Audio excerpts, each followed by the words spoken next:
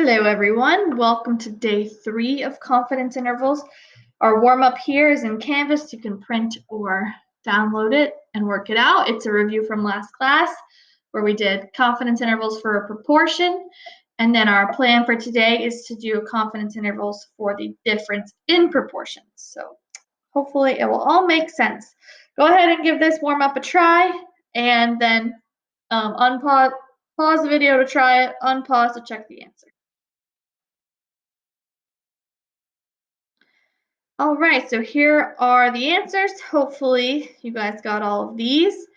We have the parameter. I just want to highlight where that comes from really quickly. We have the parameter, and they'll tell you exactly what it is when they say for the true proportion of kids who want to be a doctor, and I just add a little extra info because what the sample came from, kids under the age of 12 is our population.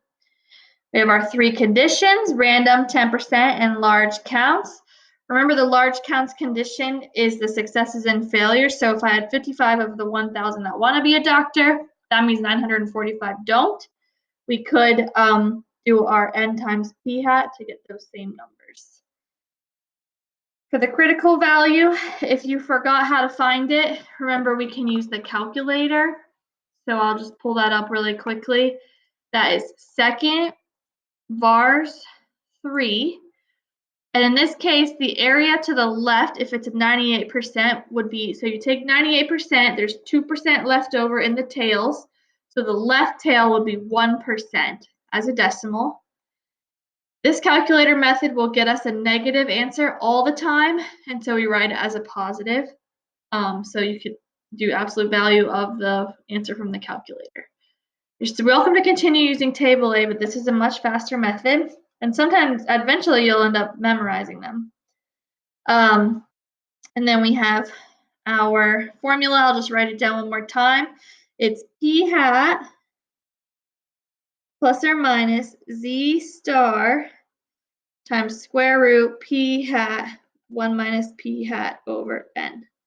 And another way to think about that is statistic plus or minus critical value times standard error. And that's what you get on your formula sheet.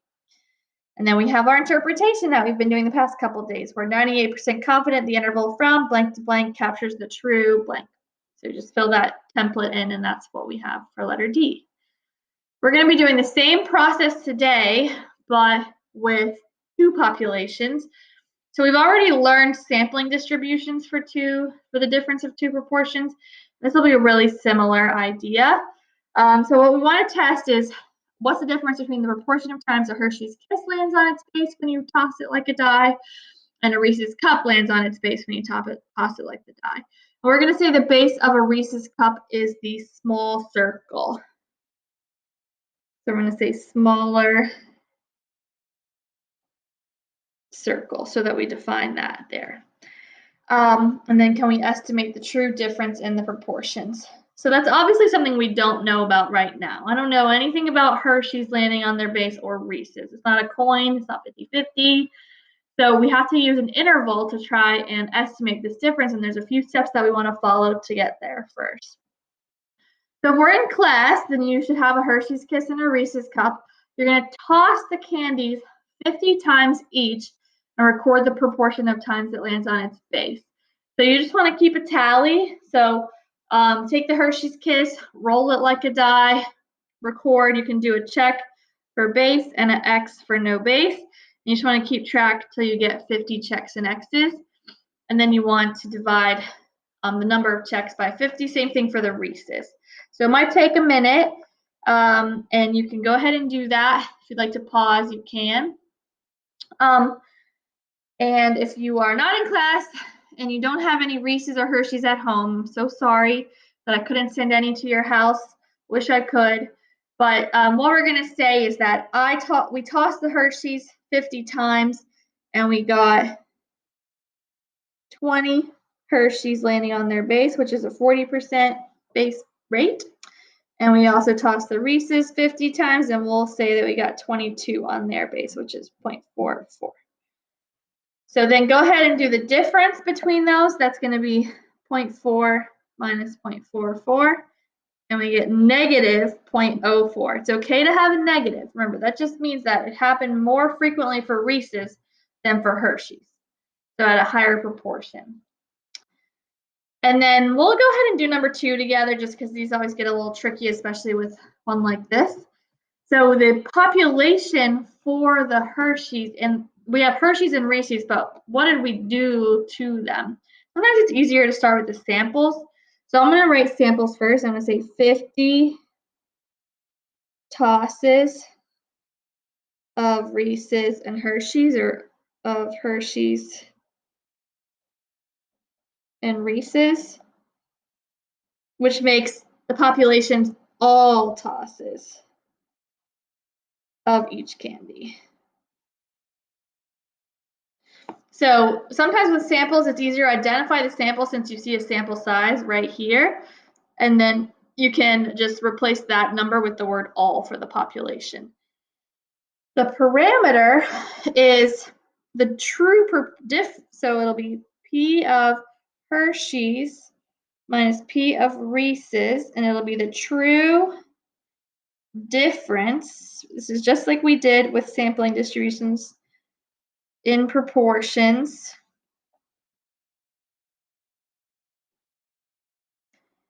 of Hershey's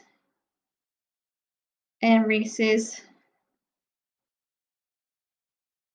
landing on the base, which makes our statistic the sample difference, so P hat H minus P hat R. We've already calculated that. That's negative 0.04. And then one thing, I'm looking at my paper and I'm seeing I didn't answer question 1. Hopefully you can answer question 1. The point estimate, remember, is what comes from the sample. So it's the statistic, it's negative 0.04. We'll be using that throughout to answer some questions. So go ahead and do the rest of these, actually. You can do the whole thing now. I'm not going to pause and stop you again. Go ahead and finish the whole worksheet. Hopefully you're able to do it. If you get stuck at any point, just unpause and check out what we're doing.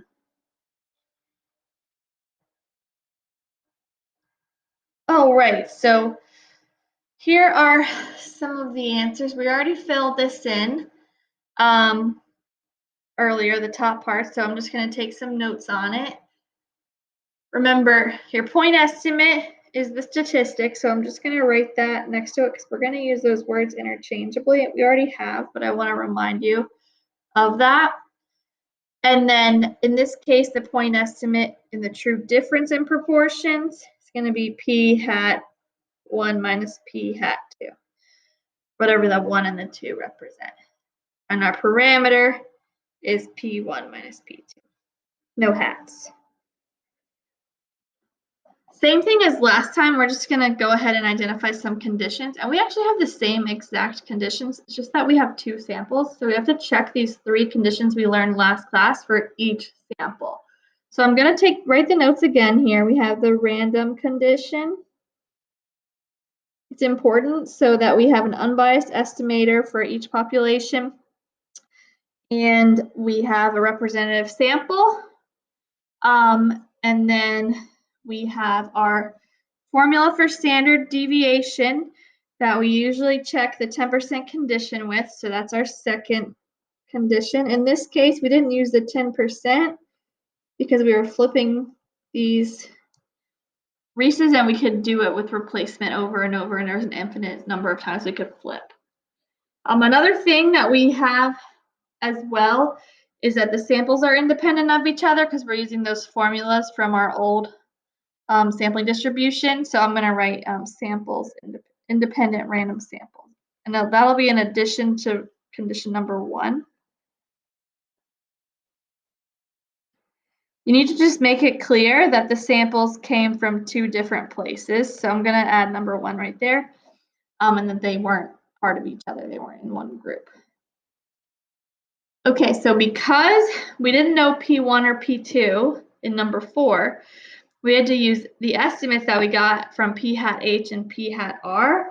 And so I'm going to go ahead and write that formula for you right here. It's S of P hat 1 minus P hat 2 equals the square root of, and it's just basically this exact same formula that we wrote in number 4, but we don't know what P hat 1 and 2 are. sorry, P1 and P2 are. So we use P hats. And really, you should never have especially with two samples, you should never have an option of P or P hat. So just use whatever you're provided with quickly. And then number 7, we're checking the large counts condition, which is our third one. And that's that, remember, it's approximately normal. And so I'm just going to box this because that's really key that you include that phrase. Oops. And so remember, the rule is you check the N P hat 1 for each.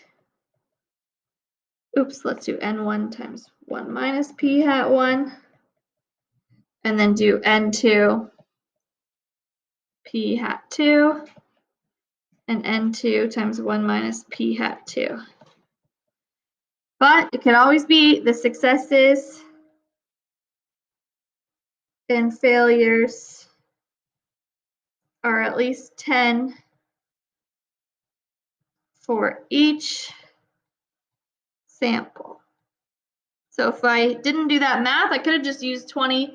I flipped the coin 20, or flipped the Hershey's 20 times, 50 times. I got 20 on the base, 30 not, and then 22 for the Reese's, and 28 didn't. So that's how that works as well. I'll just zoom up here in case you can't see that last part. All right, so that's all pretty standard. Those are the conditions. We have conditions for every interval because we have to make sure that all the math we're doing is backed up with proper background information and stuff. And then we have our same process for the Z-star. We use inverse norm to get it. That's the best way. I just memorized the 3 though. Z-star for 95% is always 1.96. So at this point, I just use that. For your margin of error, it's still the same thing. So margin of error equals critical value times standard error, SE. And so in this case, the critical value is Z star, and your standard error is that big long P hat 1, 1 minus P hat 1 over N1 plus P hat 2, 1 minus P hat 2 over N2. And you'll want to show your work for that. We already showed the work on number 6, and so you want to always at least have that formula somewhere on there. And then your last thing is the interval itself. So the interval is point estimate plus or minus margin of error. Point estimate is P hat 1 minus P hat 2. That's your statistic, plus or minus your critical value times your standard error. So I'm not going to write that formula again. And then remember, each part of our conditions, I just want to show you, they each have a purpose with this interval in this format. So for example, I'm going to use a different color really quickly. An unbiased estimator means that if we have a random sample, we need to be able to be sure that our estimates are unbiased, so they're accurate. And that's the statistic part. We check the large counts conditions, so we can use normal calculations to get that Z-star. And then we check the 10% so that we can use that formula for standard deviation, which is really standard error. And so hopefully you see that those conditions are all necessary for this one part of the problem number 10 to make that calculation. Number 11, if we're at school, you could have added it to the board. If not, I only had this one to add, but you would just have a bunch of different ones. Your thing would be in the middle. We would have all different over here. And then we would have, I don't know, one would be over here. So basically, I just wanted you to see what all the intervals look like together. And then we see how they overlap with each other, but that they're not all the same. When you see an interval in, if you're at school, you should have seen these all drawn out. But when you see an interval in graph form like this is basically the interval. That's your lower. That's your upper. This is your point estimate. And then our margin of error is represented by this length, MOE, margin of error, from the center to the upper or the lower. All right, I'm going to keep moving along. The rest should be pretty standard except for that last one we'll go over. So these are the same interpretation as always. I am going to highlight that we want to capture the true difference in proportion. And we have true difference in proportion. Those are key phrases because it's for a difference this time. 0 means no difference. So I'm going to highlight this and write equals 0. And so when we're asking now, is there evidence? Just here's how it's going to work. If we have 0 inside the interval, which means you have positive and negative numbers, then that is no evidence of a difference. And you can see the explanation above for why that makes sense. It means if 0 is plausible, then I don't have evidence of a difference because they could be the same according to my interval. And if 0 is outside the interval, that means all positive or all negative, then we do have evidence.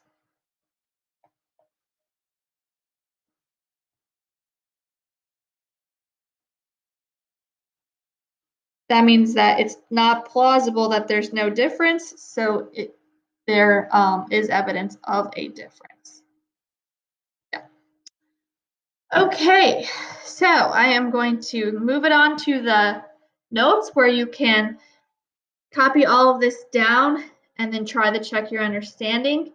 Remember, this is the procedure name that we wrote, same thing as last time. It's 2 samples this time, so we call it a 2 sample.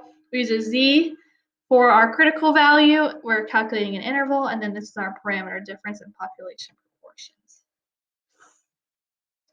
And we have to check our conditions. I'm just going to write check for both samples. Sometimes it's easiest to organize them into columns and check them each like that. Same critical value notes, and then we have our formula here for the interval itself.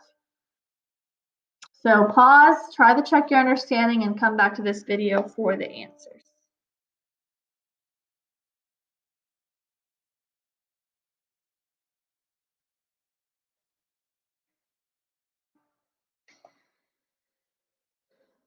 All right. So remember, parameter is the true difference. I'm just going to have parameter true difference in proportions. And so we use that symbol. And then we have the random sample. Now this problem didn't ask us to check the conditions. We only are checking the random in part B. And so I had to actually do that in part C and D. So that's why you'd rather have a question asking you to check all those conditions so that you don't have to do this separately. Because remember, we have to check the 10%. That's what I have here, 10% condition. And then we have to check the normal here to use the Z star. And so I had to go ahead and do that. We have our successes and failures for red, successes and failures for the other colors. And I had to do that in order to use these values. And then the margin of error is critical value times standard error. And so then we have our interval itself, which is p hat red minus p hat other. That's where those numbers came from. And remember, it does provide evidence, yes, because they're all positive. That means 0 is not in the interval.